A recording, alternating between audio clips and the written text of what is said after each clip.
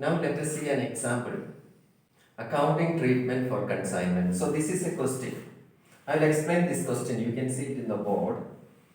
X of Cochin consigned on 1st July 2011. X of Cochin consigned on 1st July 2011 to Y of Delhi. Goods costing rupees 50,000. So the value of the goods consigned is 50,000 to Y of Delhi. Now he is the consigner. He is the consignee. And goods have been received on 3rd July.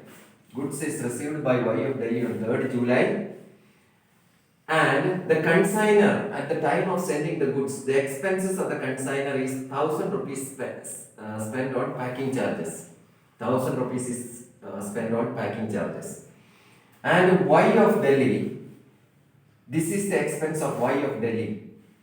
Goods have been received by Y of Delhi and he incurred freight and cartage 2000, go down rent 500, insurance 300, total 2800. So this is the expense of the consignee, this is the expense of the consigner. And now, when goods costing rupees 50,000 is sent by the consigner to the consignee, normally consigner asks for an advance because goods of 50,000 have been sent. Consigner asks for an advance payment. So, consignee has made a bill, consignee accepted a bill and that has been sent to the consigner. That is, a bill receivable is received from the consignee as advance and the value of the bills receivable is 30,000 rupees. Then, on 31st December 2011, consignee sent account sale. The consignee has sent account sale to the consigner. Consignee has sent account sale to the consigner, saying that 4/5 of the goods have been sold. 4/5 of the goods have been sold for 55,000 rupees. 4/5 of the goods have been sold for 55,000 rupees. And the consignee is entitled to a commission of 10%. Entitled to a commission of 10%. And the consignee has made credit sale. Consignee has made credit sale. And one of the customer turned insolvent. One of the customer turned insolvent and 600 rupees has become bad debts. And 600 rupees has become bad debts. So this is the whole situation. Now, we will learn to write the journal entries and prepare the ledger accounts in the books of the consigner first and consignee later. Now, let us think from the perspective of consigner and we are going to write the journal entries in respect of transactions. So, consigner. So, this is the books of EXE, X. He is the consigner. Books of consigner. First, when goods are consigned, consigner prepares separate consignment accounts for each consignment. For example, if he is sending goods consigned to Delhi, consignment to Delhi account he prepares.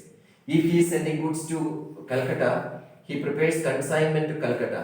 If he is sending to Chennai, consignment to Chennai. What is the purpose of preparing this consignment account? Consignment account is a nominal account. It is a nominal account in order to know what are the profits and losses of each consignment. Suppose I make 10 consignments, I am interested to know what are the profits and losses in respect of each consignment. That is why I have to prepare consignment account for each consignment. So he will prepare consignment account to Delhi, consignment to Delhi account. Consignment to Delhi account, it is a nominal account. Nominal account, you know, debit all expenses and losses, credit all incomes and gains. So all expenses in connection with consignment are debited, all incomes in connection with the consignment are credited. The difference between the debit and credit is the profit on consignment. So first entry, when goods are consigned, The journal entry is consignment to Delhi debtor. Consignment to Delhi debtor to goods sent on consignment. To goods sent on consignment. Consignment to Delhi debtor 50,000. To goods sent on consignment 50,000. So being consignment. So this is the first entry. So consignment account is debited. Remember that it is similar to trading account. Similar to trading account. So consignment to Delhi debtor 50,000 to goods sent on consignment. A separate account called the goods sent on consignment account is credited. So first entry on consignment in the books of the consignor is consignment account debtor to goods sent on consignment. So this is the first entry. Let us think the whole situation in the sequential order. Consignor consigns the goods. Second thing is he is incurring expenses of the consignor.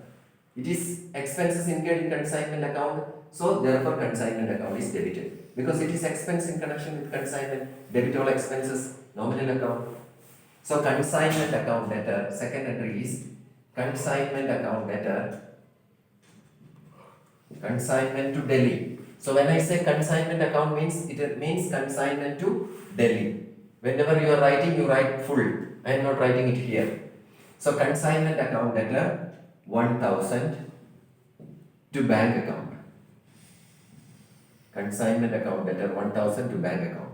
Being expenses paid. Being expenses paid. Consignment account debtor to bank account. Second entry. So goods have been consigned, expenses are incurred. Now the consignee receives the goods. When consignee receives the goods. Whenever consignee receives the goods, no entry will be passed in the books of the consignor. When he sells the goods, then only journal entry will be passed. So when goods are received by the consignee, no separate entry. Now third entry, after the goods are received, what happens next? Consignee incurs expenses. Consignee incurs expenses. All these expenses, though paid by the consignee, are the expense of the consignor. So therefore, all these expenses are expenses in connection with the consignment. Therefore, these expenses should be debited to consignment account. So, consignment account debtor, total expense we can write 2,800. Consignment account debtor 2,800. 2. This amount is paid by the consignee. It has to be refunded to him. So he becomes credited to the extent of 2,800. So consignee's account should be credited to Y account. WYE account 2,800. 2,000 Y is consignee. So consignment account being expense it is debited. Y's account is credited. Because Y becomes credited to the extent of 2,800 because that much amount has to be paid to Y. So consignment account debtor to Y account. Expenses incurred. Then next what? A bills receivable is received. Bill receivable. Bill receivable is an asset. Increase in assets are debit. So bills receivable account debtor. Bills receivable account debtor 30,000. From whom it is received? From Y it is received. Y becomes the creditor to Y account. Bills receivable account debtor to Y. Because being bills received. Being bills received. Fourth entry. And now next entry. Fifth entry. Bill receivable is received. Account sale is received. An account sale is received. Saying that 4/5 of the goods have been sold. 4/5 of the goods have been sold. So when sales are made, sale is an income for consignment. So consignment account should be credited. This 55,000 is with the consignee. This 55,000 is with Y. Y becomes debtor to the extent of 55,000. It is amount receivable from Y. Y becomes debtor. So what is the entry? Y debtor, Y account debtor to consignment. Y account debtor to consignment. Amount is 55,000. Amount is 55,000. Being sale made.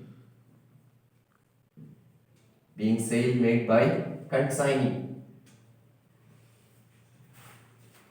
So journal entry is consignee debtor to consignment. In general, when we talk in general, it is consignee debtor to consignment.